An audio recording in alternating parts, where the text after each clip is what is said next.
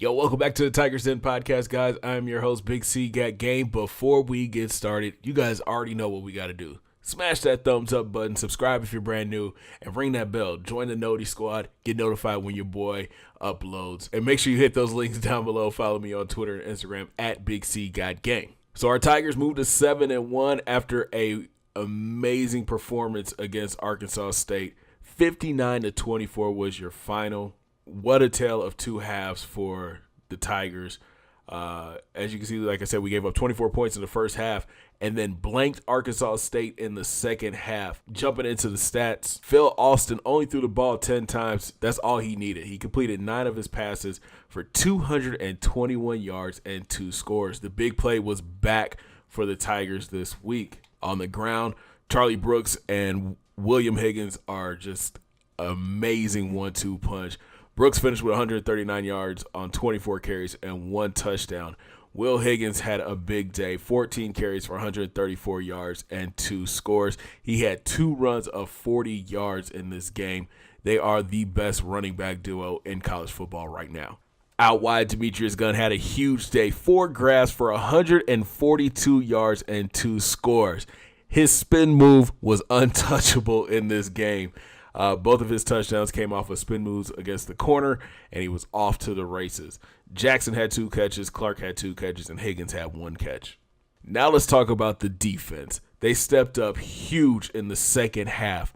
There were some adjustments made. Big shout out to my defensive coordinator in the chat. He told me to move some stuff around and go aggressive, and that's what I did, and it really showed in the second half. Carey led the way with 8 tackles. Bridgewater had 7, and these two were our catalyst to the big blowout in the second half.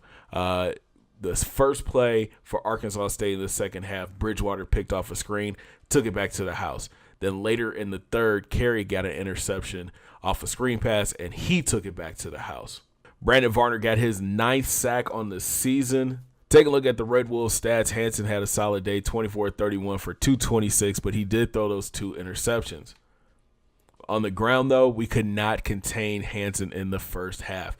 He carried the ball 23 times for 150 yards and 1 touchdown. We were concerned about his running ability, and you see why. We did slow down Juan. After the first half, he only had 11 carries for 64 yards, but he did have 2 touchdowns. Edwards was the leading receiver. He had 6 grabs for 60 yards. Juan had 5 catches for 34, and Williams had 5 catches for 36. So we put a bow on Week 9 and look at the top 25, and Washington is still your number 1 team after beating Cal.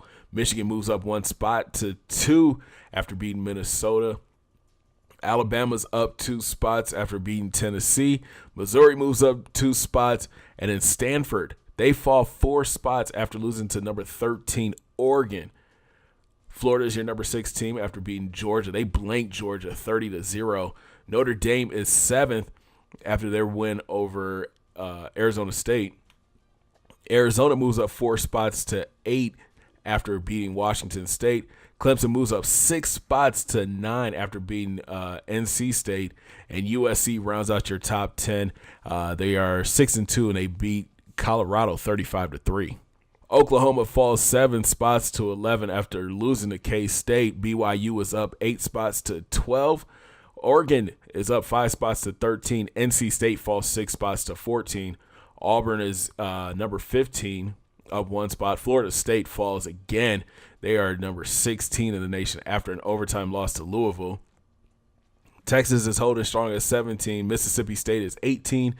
Arizona State is Arizona State is down 5 spots after their loss to Notre Dame. Ohio State takes a big fall, falling 11 spots to 20 after losing to Maryland.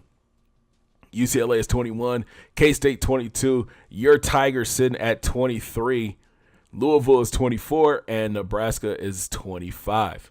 Taking a look at the Heisman race, Bo Scarborough putting up some big numbers against Tennessee, 18 carries for 146 yards and 2 touchdowns. Charlie Brooks, he's 2nd on the list right now, after a 24-carry, 139-yard performance against Arkansas State. Brandon Wimbush, the quarterback from Notre Dame, had a huge day against Arizona State, 24-30, 345 yards and 5 total touchdowns. Taylor Mangum had a big day against UNLV, 23 of 37 for 285 and 3 passing touchdowns. And then Keller Chris is starting to fall a little bit after his loss to Oregon. He was only 8 of 10 for 109 yards. Wow. Jumping into the conference standings, and Grambling State is starting to run away with the Sun Belt. They're 6-0 in the Sun Belt, 7-1 overall, and it doesn't look like anybody's going to be able to stop them on their way to the Sun Belt Championship. Taking a look at the players of the week in the Sun Belt, big shout out to Jamar Smith from Louisiana Tech. He had a big day against Texas State, 20 of 34 for 312 yards and 4 passing touchdowns. And our own Josh Carey is the defensive player of the week, 8 tackles, 2 for a loss, and a pick 6 to blow the game open against Arkansas State.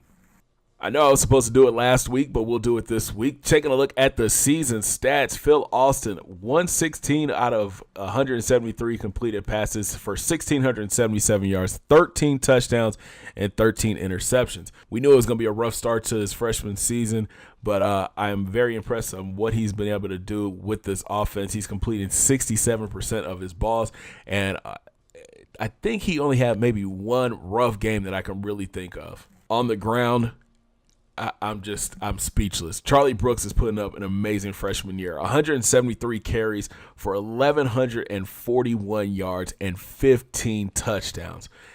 He's going to be an All-American. He's going to win a lot of awards this year. We knew he was going to be special when he first signed, but, man, I don't think we knew he was going to be this special. Same could be said about William Higgins. 112 carries for 772 yards and 10 scores. We could have legit 2 running backs go over 1,000 yards this year. And on the ground, Austin is doing big numbers too. 87 carries for 475 yards and 8 touchdowns. Out wide, Demetrius Gunn is coming off his biggest game as a Tiger. He's leading the team in catches and yards, 23 catches for 402 yards and 4 touchdowns. DJ Clark is second. He's tied for the lead with 23 catches for 353 yards and 3 scores. William Higgins has 22 catches for 210 yards. Khalif Salmon is having a down year, 19 catches for 274 and 1 touchdown.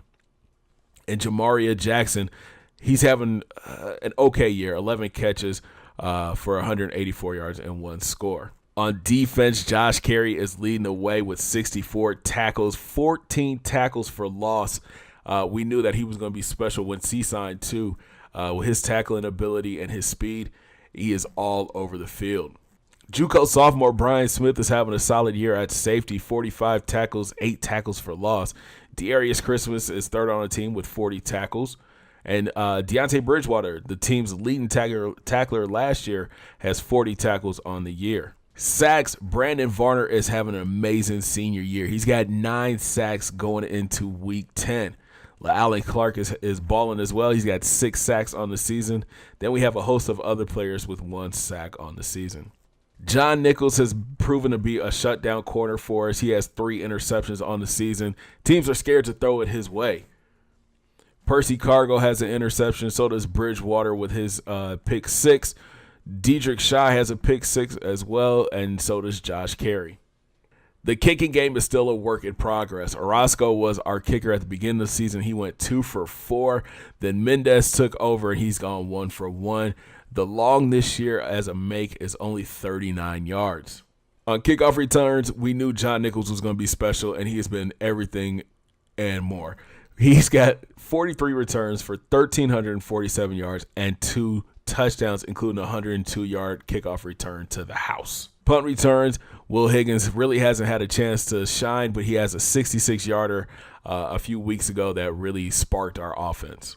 So that's going to do it for stats this week. It's time to hop into recruiting and check out the newest member of the class of 2019. But before that, we have a lot of players coming in this week for campus visits, including the number 1 ranked tight end Rob Bradford, defensive end Richard Maynard, athlete Jermaine McConnell, corners Marcus Atkins and Ron Bennett, and the defensive end, our number 1 player on our board right now, Marvin Goff. So we welcome the third member of the class of 2019, defensive tackle Steven Stewart. He's a 6'2", 285-pound Louisiana native. He's the number 71 ranked defensive tackle, but I think this kid's got something special, guys. He's not that fast, but he is definitely a clogger up the middle. He's got 77 strength, 73 power moves, 75 block shed, and the play rec is at 74.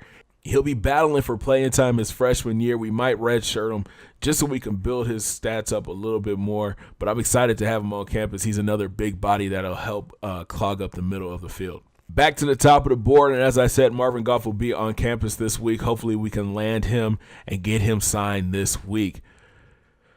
The battle for Rob Bradford has taken a bad turn. Notre Dame is starting to pull away. I think it's because we're not utilizing our tight end that much. So this week, look for Grambling to really focus on getting Jordan the ball. That way we can show that, hey, we passed the ball to our tight ends.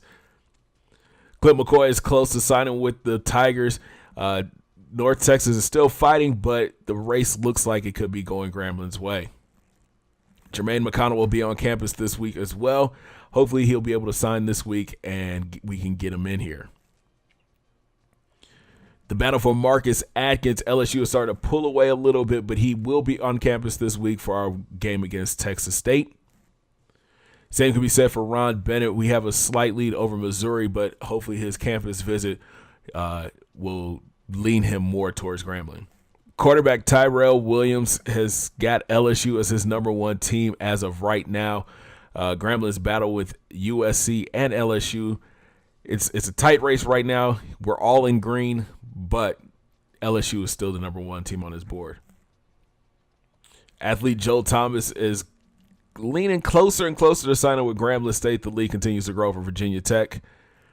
Corner Kyle Green is leaning towards Grambling State as well. He has put Mississippi State way behind. Same could be said about Otis Allen, the guard from Louisiana. He's put Alabama and Navy way behind Grambling State. Deanne Richard Maynard will be on campus this week. If we can get him signed, that'd be a great get because we need help on our defensive line. And it's a two-team race for Joe Brown, the outside linebacker from Louisiana, has Grambling State as his number one team, but Tulane is not too far behind. So it's a big week of recruiting for our Tigers as they welcome Texas State to the hole. Texas State sitting at 2-4 right now and are on a 3-game losing streak after losing to Iowa State, Idaho, and Louisiana Tech. The Bobcats are led by sophomore quarterback Willie Jones III. He's a scrambler. He's completed 68 of his 174 passes for 1,115 yards, 10 touchdowns, and 8 interceptions. But he is a scrambler, so it's not the passing game we have to worry about. It's the running game. He'll be handing the ball off to Robert Brown. This 5'8" sophomore has carried the ball 98 times for 475 yards, and then Jones has carried the ball 76 times for 175 yards. Backup running back Anthony Smith is another dangerous weapon. 43 carries for 171 yards. So we have to play the same type of defense we played against Arkansas State in the second half. Watch for the 4-4, the 3-4, just with the DNs pinched down and keeping the quarterback in the pocket this week. Out wide, senior Tyler Watts leads the team in receptions with 24 for 456 and 3 scores. Tight end Elijah Rogers, he's a big guy, 6'4", 226 from San Diego, has 16 grabs for 173 yards and 2 scores. And Mason Hayes, another dangerous wideout on the outside. The senior has 12 catches for 254 yards and 3 touchdowns. On defense, outside linebacker Frankie Griffin leads the team with tackles with 43. Followed by Brian London II. The junior is the star of this team, 34 tackles with 3 tackles for loss. Then Gavin Graham has 33 tackles, and so does Jordan Mitty. We got to make sure we keep an eye on Frankie Griffin. He leads the team with 2.5 sacks, followed by Sammy Awad. He's got 2 sacks on the season. And the secondary, they might be pedestrian, but they do force turnovers. Jordan Eastling has 2. So does safety Josh Newman. Frankie Griffin is a stud. He's got 2 interceptions on the season. Nicholas Daniels has 1. Andrew Anike and AJ Krozik. There it is. Krozik has one interception on the season as well. And as you can see, Hervey is rolling with the Tigers in this one. Comments down below. Let me know what you guys think. Who you think will pull this game out? Does Texas State stand a chance at homecoming this week for Grambling State? Thanks for watching, guys. Make sure you smash that thumbs up button. Subscribe if you're brand new. And don't forget to hit those links down in my description box. Follow me on Twitter and Instagram. Stay up to date with what's going on campus for Grambling State and so much more. And we'll talk to you guys from the hole. Homecoming is this week. Let's have some fun with the black and gold. Thanks for watching, guys. Have a great day. 2 fingers in the air. Peace.